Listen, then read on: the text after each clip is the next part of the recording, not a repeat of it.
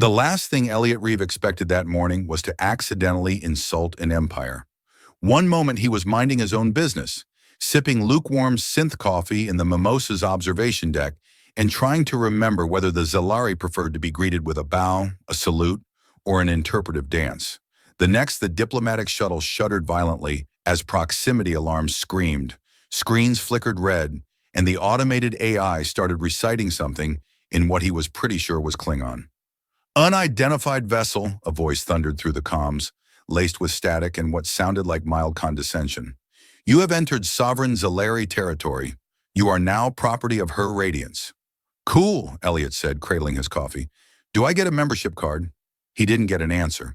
He did get a tractor beam. The Mimosa was swallowed into the colossal hangar of the Zalari flagship, a shimmering beast the size of New Jersey with all the subtlety of a disco ball designed by a war god.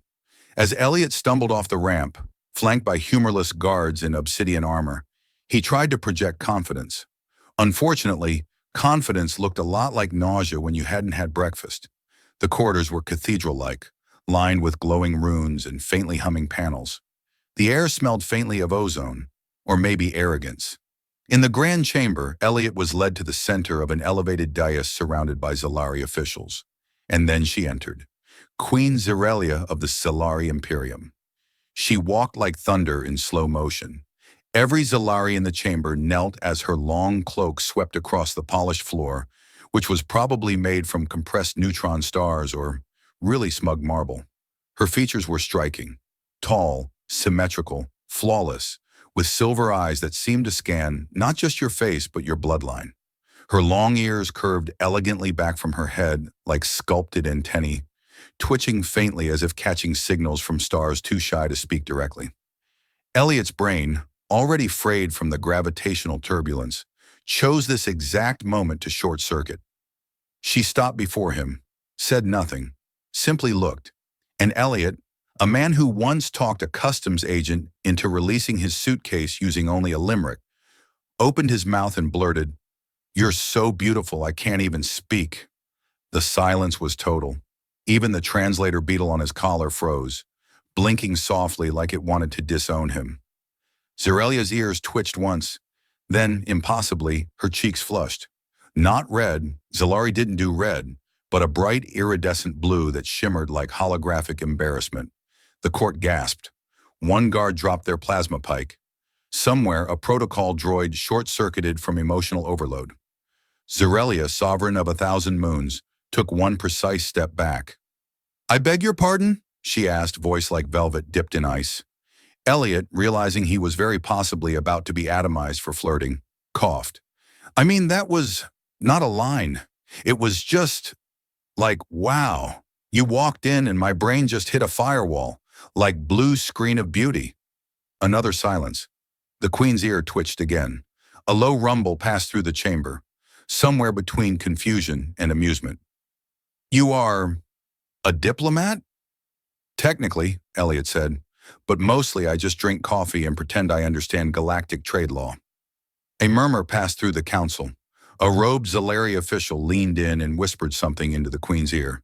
She waved them off. "You are not what I expected," she said. "That's mutual," Elliot said. "I didn't think royalty could blush. I thought you were above emotions, or had them surgically removed for efficiency." Zirelia's eyes narrowed, but the corner of her mouth twitched. "I assure you, our emotional systems are quite functional." Elliot nodded gravely. "No, I can tell. Yours just punched me in the face." Zirelia turned, motioned for her aides. "Place this human under guest surveillance. I will question him further." "Question as in interrogation or?" Elliot asked. She didn't answer, just walked away, cloak trailing behind her like a comet's tail. Two guards approached. "Please follow us, guest," one said, eyes unblinking. Elliot followed, slowly. "You guys don't do welcome fruit baskets or anything, huh?" He was escorted to a room that was half prison cell, half luxury suite.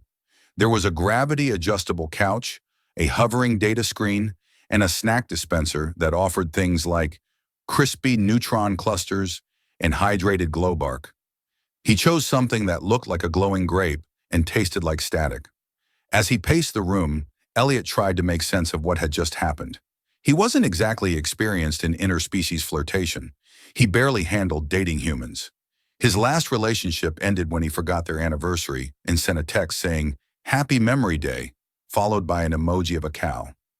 Now he'd accidentally charmed an alien queen, or insulted her, or both. The door hissed open. She crossed the room with careful grace.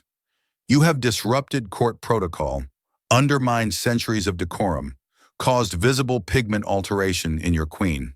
Explain yourself." I panicked. "That is not an explanation. It's the only one I've got." She tilted her head. Her ears flicked once. "You are very strange. I get that a lot. Usually after I've ruined dinner." Zerelia looked at him for a long moment. Then she sat. Not on the regal float throne that hovered nearby, but on the floor. Legs crossed, like someone attending story time. "I wish to understand this human honesty, this unfiltered speaking." "Oh, that," Elliot said. "Yeah, that's not really a cultural thing. That's just me. A walking accident." Zerelia's voice was quieter now. "No one speaks to me like that. No one sees me. They see the crown, the power, the empire. Not me." Elliot sat across from her. The silence stretched. "Well," he said, "to be fair, your ears are doing half the talking. They kind of broadcast your whole vibe." Zerelia blinked, then softly, barely, laughed. It sounded like a crystal being tapped by starlight, and somewhere deep in the ship, an ancient sensor registered the tremor of something uncharted.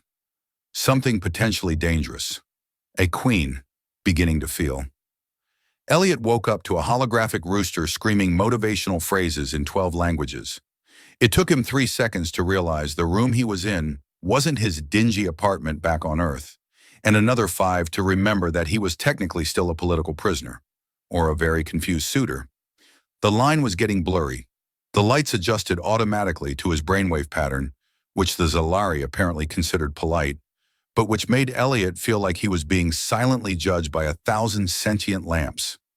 He wandered over to the breakfast panel and pushed a random button, which dispensed something that looked like glowing oatmeal and smelled faintly like batteries.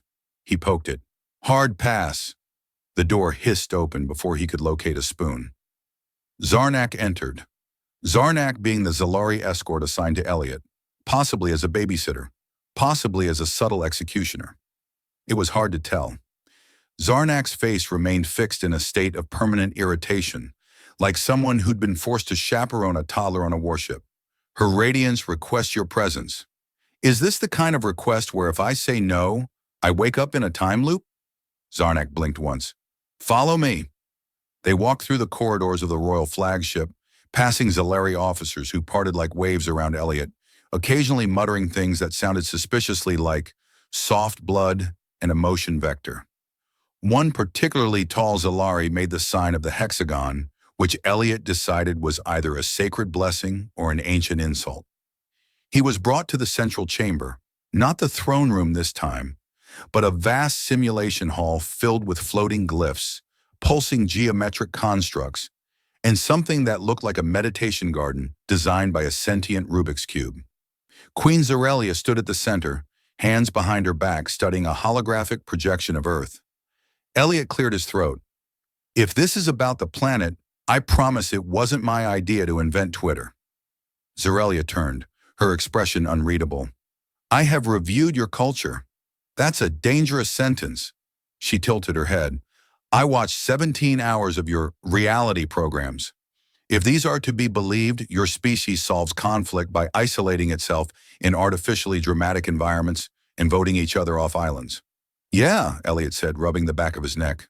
"We're kind of a work in progress. I also encountered something called a cat meme." "Oh yeah, those are ancient human artifacts. Some scholars believe they predate agriculture." Zerelia didn't smile, but her ears flicked in what Elliot had come to recognize as mild amusement. She stepped forward and tapped the simulation controls. The hologram shifted, showing an image of 2 stick figures labeled Queen and Human, standing awkwardly next to one another. "I wish to understand your perspective," she said, directly.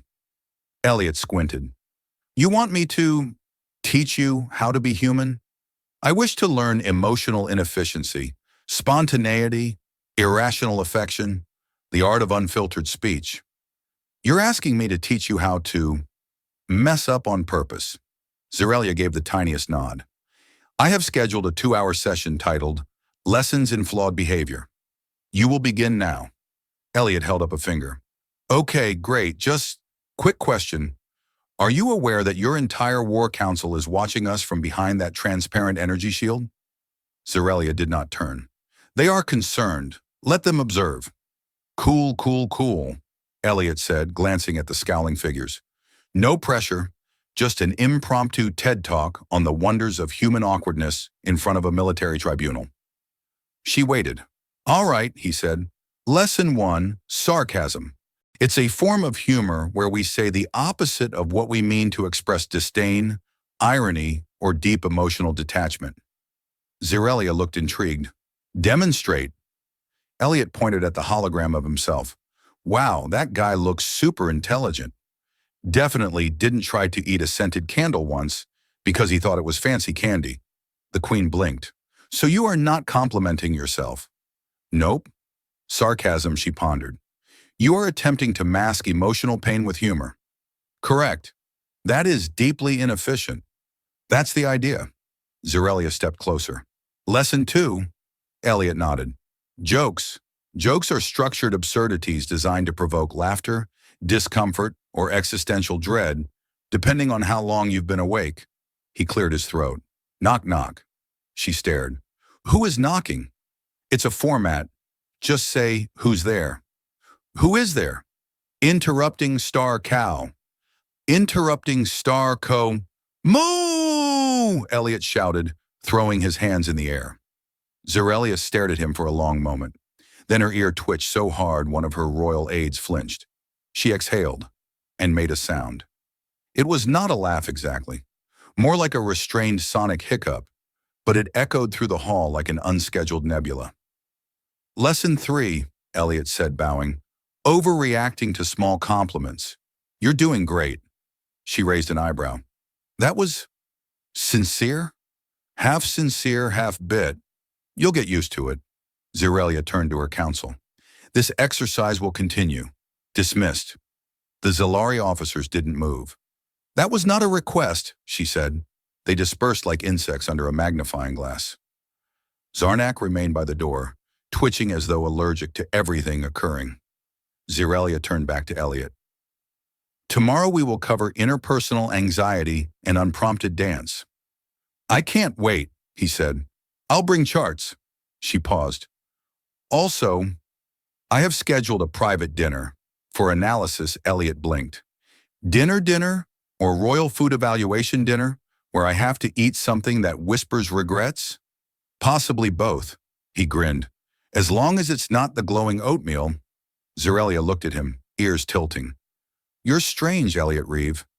And you blush, he replied. Her cheeks flickered blue again. She left before he could say another word.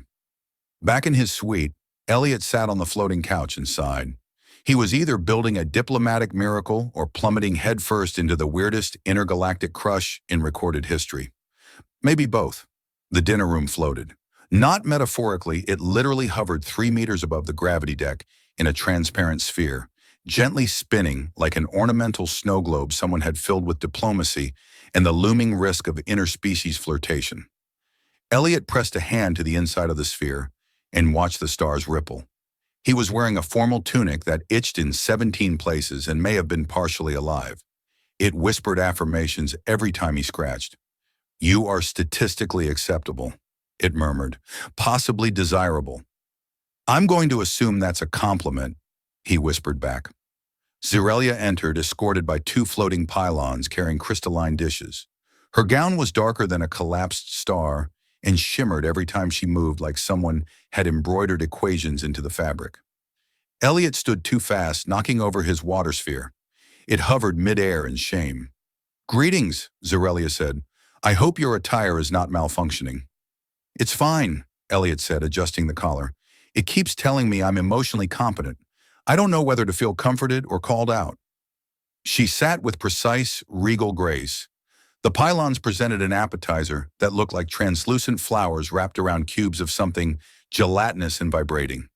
Celery soul fruit, she said, harvested only under twin moon eclipses, said to reveal one's hidden intentions. Elliot poked a cube. I once revealed my hidden intentions with onion rings and a coupon. Does that count? She did not laugh, but her ears curled slightly at the tips.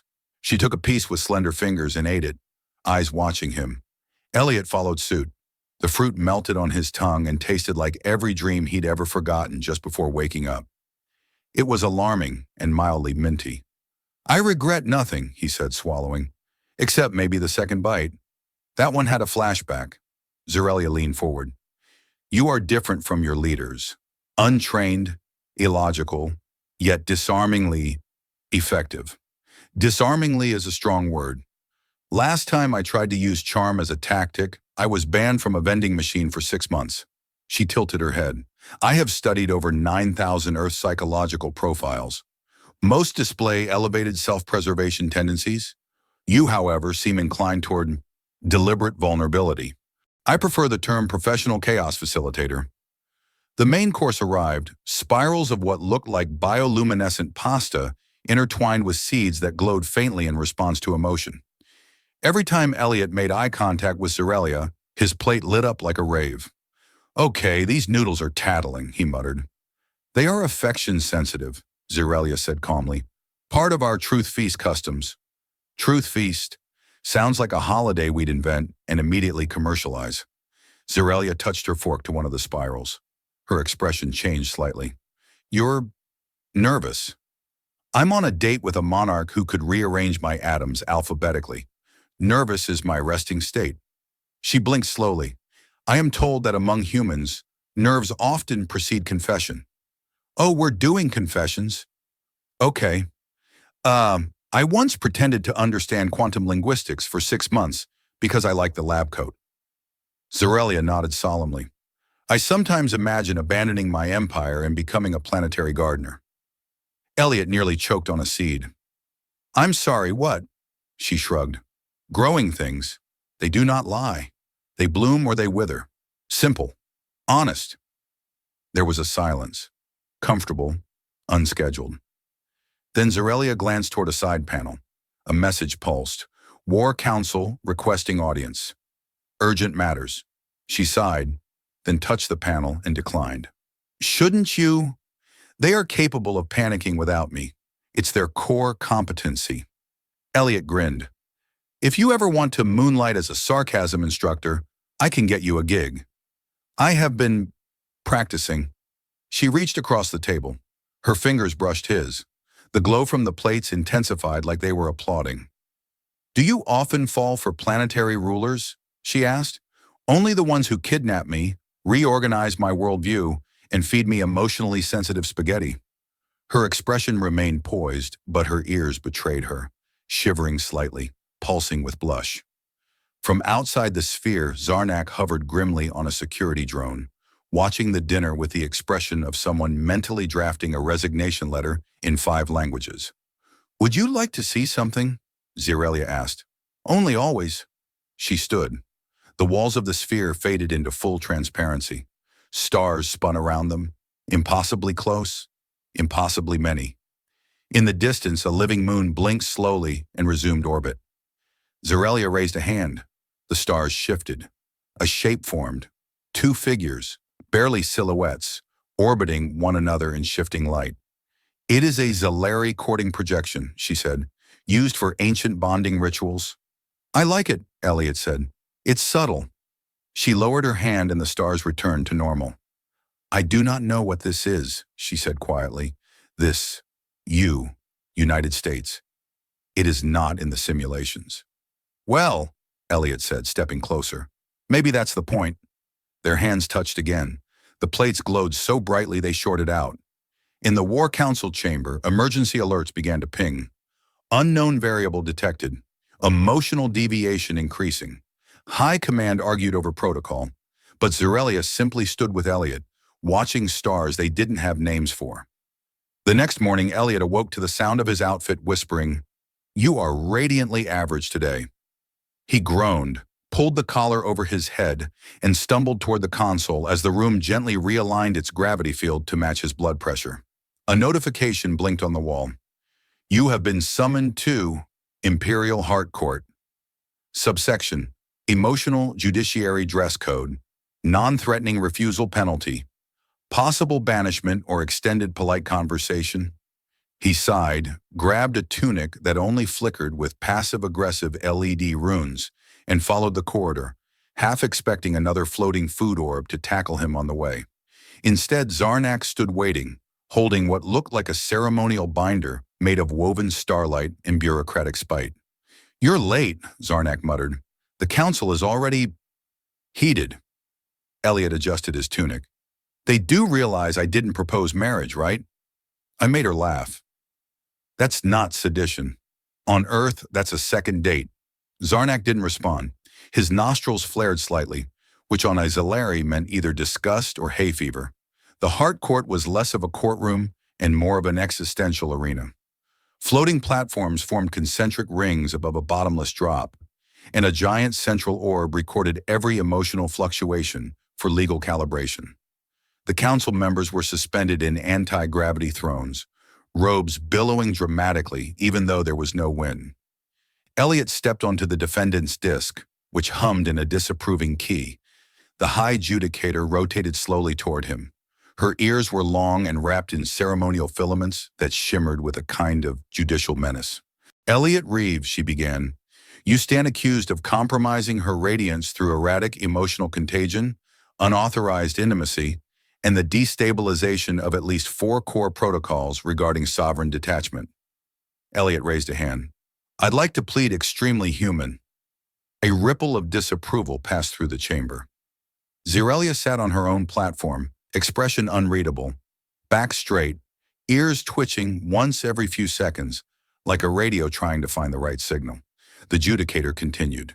Do you deny initiating disruptive emotional resonance? I told her she was beautiful, and she turned blue. That's kind of on brand for me.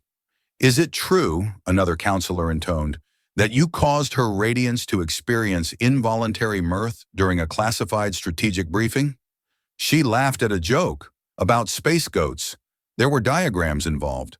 Laughter is not strategic. Disagree. Have you seen our politics?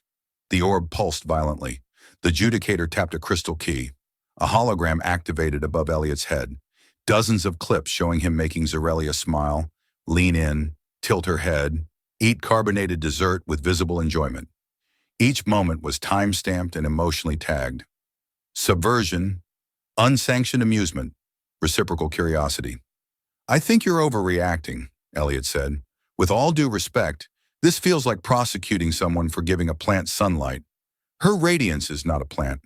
She's a sentient, powerful monarch who hasn't smiled sincerely in decades. And she did, because someone treated her like a person, not a protocol. A pause. One elderly counselor leaned forward. And your intentions? Are they romantic? Elliot opened his mouth, closed it, then shrugged. I don't know. I didn't come here to fall for anyone. I came to study your language and make exactly 0 diplomatic waves. But she's smart, weirdly elegant, and yeah, she can probably collapse a neutron star by frowning at it. But when she listens to someone talk about cats with socks, her ears do this wiggle thing. Another pause. The orb registered mildly inappropriate awe. The judicator turned to Zerelia. Your Highness, speak.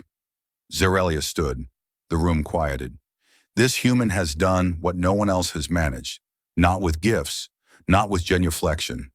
He made me feel curious, uncertain, alive. For the first time in many cycles, I experienced myself as more than function. One of the younger officials began to protest, but she raised a hand. I do not renounce the throne.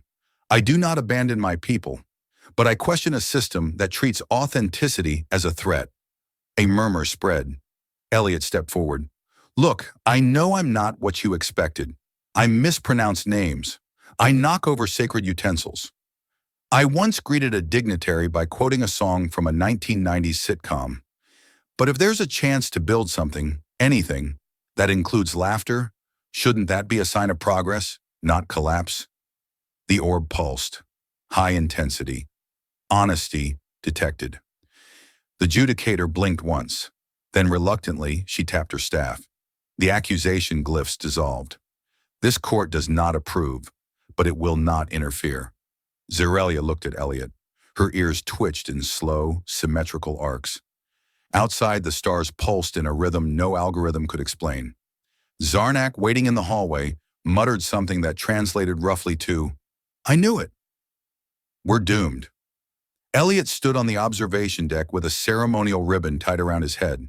He wasn't sure why. Someone handed it to him after the council session and said, "It is tradition," before vanishing in a cloud of protocol smoke. The ribbon occasionally beeped. He leaned against the glass, watching the stars blur by as the Zalari flagship cut across sublight space. Below, the planet Telvorith glowed with soft lavender oceans and clouds shaped like existential regrets. It was apparently the chosen site for the newly proposed Cultural Accord of Mutual Weirdness. Elliot had not picked the name, but he endorsed it wholeheartedly. Behind him, the doors whooshed open. "You are wearing it backwards," Zerelia said. "I suspected that," Elliot replied. "It called me Chieftain of Soft Foods. That is a high honor among the Nebulite dietary caste. I'm humbled." She stood beside him, her silhouette outlined by the distant light of two suns, politely failing to explode. "So," Elliot said, "we're really doing this?" Zerelia nodded. "A formal alliance, emotional transparency, shared holidays. You're gonna love Earth's customs.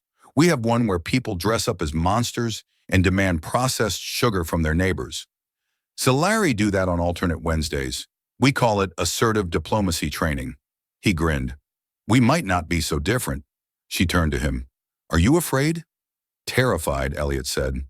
"But in a thrilling, I might accidentally become an ambassador or a romantic footnote in an alien history book kind of way." She regarded him quietly. "You have changed. I have an intergalactic crush, a universal arrest record, and a tunic that compliments me every time I trip.